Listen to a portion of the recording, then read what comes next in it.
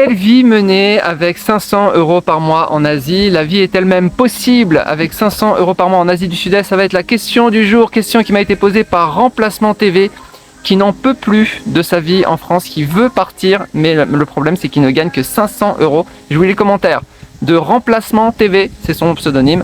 Est-ce qu'on peut vivre correctement en Asie pour 500 € par mois, logement simple, bouffe, internet? J'ai vraiment du mal à augmenter mes revenus en ligne et au rythme où ça va, il va me falloir des années avant d'atteindre un SMIC, donc j'aimerais vraiment partir le plus tôt possible. Est-ce que c'est possible même de vivre avec un montant aussi faible, 500 € par mois? Quelle vie serait possible en Asie du Sud-Est? Dans quel pays? Où s'installer? Comment, je veux dire, au jour le jour, quelles seraient les dépenses? Eh bien, je vais te répondre, je vais essayer de te répondre dans cette vidéo. Mais avant, je vais te montrer où je suis. Je suis à Social House.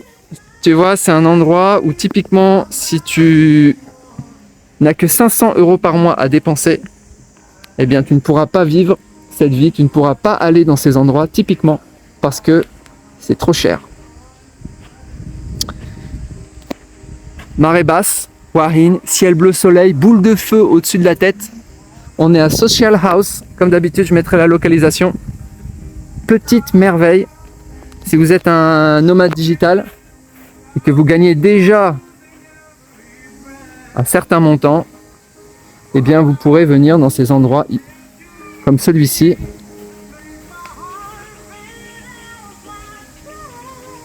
Voilà, petite merveille. Il y a à l'intérieur aussi, je vais vous montrer, tiens, je sais pas si j'avais montré la dernière fois à l'intérieur.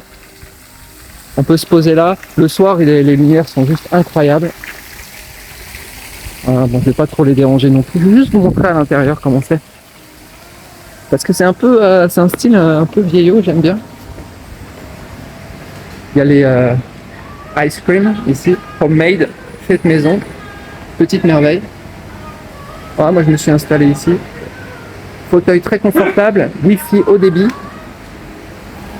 On est à 500 Mbps. Juste génial, magnifique. Les nénuphars et la vue mer. Je suis bien ici. Mais est-ce que je pourrais vivre cette vie à 500 € par mois? Je pourrais pas. Rien que le thé, en fait, le thé ici, mais il est bien servi, hein, attention, servi avec amour. Il est à 120 Thai baht. Ça doit faire dans les, je sais pas, 2,80 €, 3 € peut-être. C'est cher, hein? C'est cher pour la Thaïlande. Ouais, mais c'est classe. Bon, c'est sûr que si on gagne 500 € par mois, on ne peut pas vivre cette vie. Alors, et déjà, est-ce qu'on peut vivre avec 500 € par mois en Asie? La réponse est oui. On peut vivre avec 500 €. Je connais des gens qui vivent, c'est pas juste théorique, je connais des gens qui vivent avec un montant aussi faible. Mais c'est une vie particulière. Je ne vais pas dire que c'est une vie de moine, mais c'est une vie très particulière. Mais quand je dis particulière, c'est pas une vie... Si, c'est quand même une vie moins fun. Mais c'est une vie c'est une expérience insolite en fait. C'est une expérience, c'est une expérience particulière. Donc, on va prendre les dépenses et on va voir où est-ce que tu dois faire vraiment attention. Enfin, comment vivre avec 500 € par mois. Alors, première chose, c'est que tu oublies en fait tous les beach clubs, tous les beach bars, les endroits un peu classe, tout ça. C'est zéro. C'est-à-dire même pas une fois. Enfin, une fois peut-être par mois, mais sinon c'est zéro. Tu pourras pas venir dans des endroits comme ça. En fait, c'est simple. Le thé que je paye ici à 120 Thai baht, il vaut en réalité 20 Thai baht. Il vaut rien en fait. Il vaut rien si tu vas à 1 km dans les terres, c'est terminé, ok? Mais tu vas pas avoir des fauteuils aussi confortables, tu vas pas avoir une petite musique d'ambiance, tu vas pas avoir la vue mer, etc. Tu vas avoir autre chose, tu vas avoir d'autres endroits. Donc tu peux pas, faut t'éloigner en fait des centres, des endroits touristiques. Et quand je dis t'éloigner, c'est pas aller à 200 km, c'est aller à quelques kilomètres, 3-4 km déjà les prix dégringolent complètement. Mais plus tu vas dans des endroits isolés, des endroits, donc là par exemple sur la Thaïlande, mais ça serait la même chose sur l'Indonésie, ce serait la même chose partout. Plus tu vas dans les terres, plus tu vas dans les endroits qui sont pas touristiques, plus les prix ne valent plus rien. Alors le poste de dépense qui est censé être le plus important, c'est Le logement. Le logement, tu vois, c'est-à-dire que même moi ici, par exemple, je vais payer, ça m'arrive de payer 10, 12 euros la nuit. Donc tu vois, si je le prenais au mois, il y a des trucs, même pas, quand je dis 2 km, c'est même pas, c'est 500 mètres à l'intérieur, ici à Hua Hin, où je pourrais avoir par mois, où je pourrais payer 200 euros par mois. Même à Bangkok, tu pourrais payer 300 euros par mois. Mais ça, pour un condominium. Mais ça, c'est trop. C'est trop pour toi parce que tu vas pas payer 200 euros par mois ton logement si tu as juste 500 euros de revenus. Il faut vraiment que tu descendes encore plus bas. C'est pas, je te dis pas d'aller vivre dans une cave. Hein. Je te dis vraiment, en fait, il faut vraiment que tu ailles un tout petit peu plus loin. C'est-à-dire, pas hésiter de faire 10, 20 km. Donc voilà. Et là, tu vas avoir des tarifs qui vont descendre encore. Enfin voilà, tu vas pouvoir avoir du moins de 100 euros par mois. Moi, j'aime bien voir large. Donc je pense qu'il faut que tu descendes en dessous de 100 euros par mois pour un logement. Et ça, tu vas trouver. Mais c'est pas, voilà, c'est pas dans les endroits touristiques. Faut s'excentrer un peu. Donc ça, c'est le premier point. Donc tu peux pas aller dans des zones hyper touristiques qui vont te coûter ne serait-ce que 300, 400 euros par mois parce que tu vas tout consommer. Il faut 100 euros par mois. Je connais même des gens qui sont vraiment à 75 euros, 70 euros. Ça vaut rien, hein. Une chambre chez l'habitant, tu vas à 20 km de Hua Hin ou même à 20 km de Pattaya ou à 30 km de Bangkok. Tu vas trouver des trucs qui valent vraiment rien, hein, ce qui valent moins de 100 euros. Mais d'ailleurs, je pense qu'ils sont même pas en fait tu les trouveras même pas sur Agoda ou sur Booking. En fait, il faut aller, tu vas carrément dans des villes voilà, tu t'excentres un petit peu et puis tu demandes s'il y a une chambre à louer, etc. Et tu vas trouver des gens avec le bouche à oreille et tu vas négocier directement avec eux et ça va, voilà. Donc là, tu vas faire descendre les prix.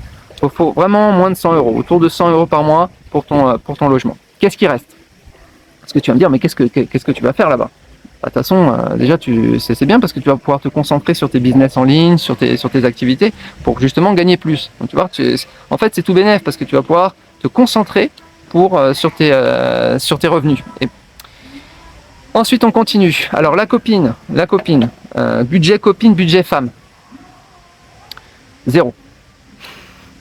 Donc là, oublie tout, il faut que tu annonces la couleur dès le début, carrément sur ton profil. Tu dis, j'ai pas un flèche, 0. Ça sert à rien de jouer le gentleman, etc. Rien. Tu peux éventuellement payer un petit fried rice ou dans une street food, un truc, une petite brochette une fois par mois. Tu peux payer ça éventuellement à ta copine, mais il faut partir sur un budget 0. Donc ton seul atout pour attirer des femmes, en fait, c'est la couleur de peau, si t'es blanc. Voilà, tout simplement. Donc voilà, et puis tu annonces la couleur, tu dis voilà, j'ai pas d'argent, je suis pauvre, voilà, je gagne presque rien, donc je pourrais pas vous inviter nulle part. Donc tu iras dans des trucs des trucs taille en fait, des trucs locaux. Alors c'est bien parce que tu vas avoir une vraie expérience locale, pas une expérience d'expat comme moi, les beach clubs, les machins, les hôtels, les Hilton, les Marriott, tout ça. Oublie tout ça, tu vas avoir une autre expérience. Et elle est pas moins intéressante que celle que je suis en train de vivre. C'est juste que moi, je suis à un autre moment de ma vie, mais cette expérience, elle est tout aussi légitime et tout aussi profitable en termes d'expérience humaine.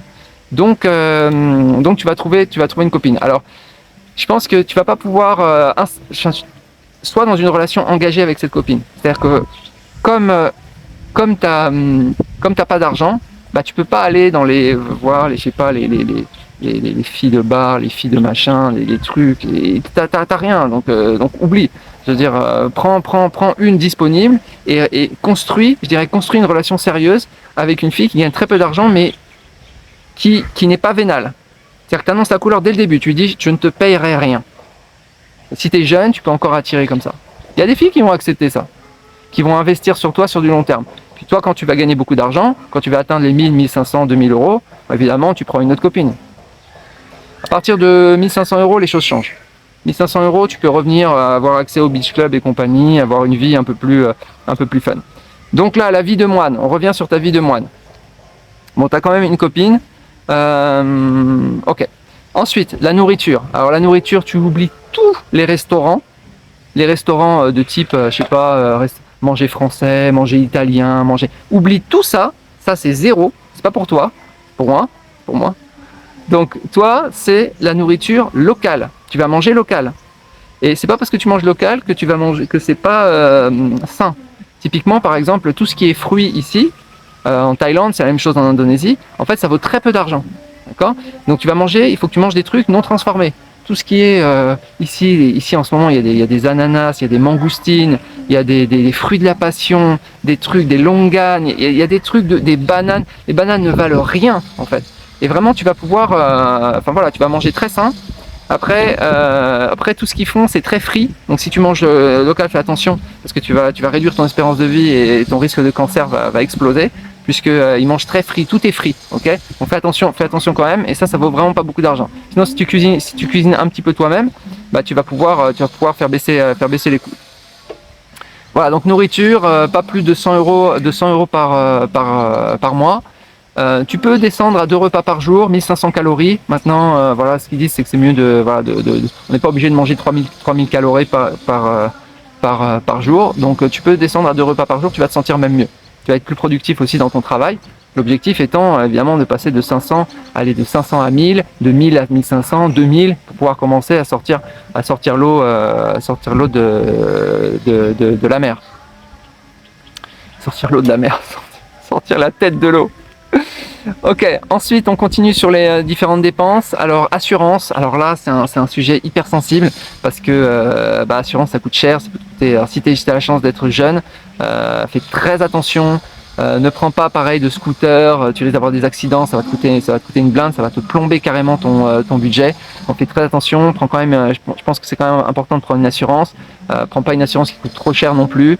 Donc regarde l'assurance locale en Thaïlande, regarde aussi l'assurance internationale, mais vraiment tu peux prendre celles qui te couvrent uniquement sur ce qu'on appelle le inpatient. Inpatient, c'est quand tu es hospitalisé en fait, donc ça te prend en charge. Tout ce qui est outpatient, tout ce qui est les rendez-vous, les consultations, etc.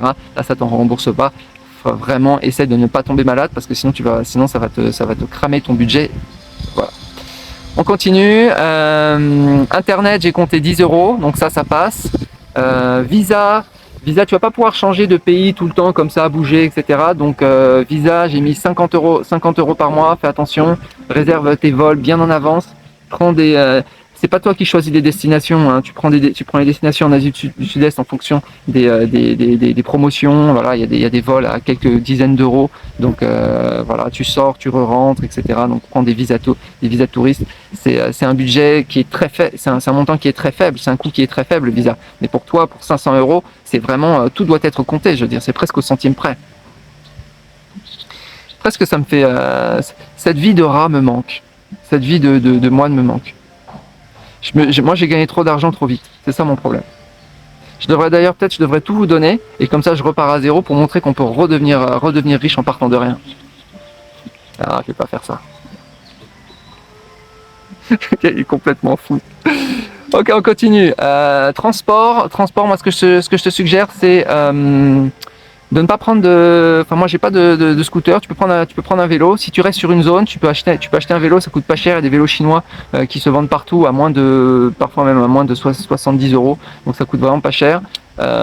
Donc ça t'évitera de payer de l'essence, ça t'évitera. Voilà, si tu dois à un moment aller à la ville, tu payes un Grab ou bien tu fais du stop, etc. Mais il y a pas de, c'est vraiment. J'essaye de casser tous les coûts que tu pourrais dépenser. Les activités ludiques, parce qu'il faut bien s'amuser, tu vas pas faire que travailler. En même temps, si tu ne fais que travailler, à mon avis, tu vas passer de 500 à 1000 euros par mois en un an. Tu peux pas rester à 500 euros par mois, c'est impossible. Imagine, tu travailles 8 heures par jour, tu n'as rien d'autre à faire de toute façon. De toute façon, il n'y a rien, les activités ludiques. Alors, activités ludiques, j'ai prévu. Alors, les activités ludiques, c'est simple. Les activités, ça doit te coûter 0 euros. Donc, tu ne dois faire que des activités qui sont gratuites. Alors, t'inquiète pas, parce que moi je connais bien ce genre de choses. Il y a plein d'activités gratuites qui ne valent rien. C'est d'ailleurs souvent les meilleures activités. Alors, j'en ai noté quelques-unes. C'est pas pour tout le monde, hein, cette vie, hein, c'est sûr.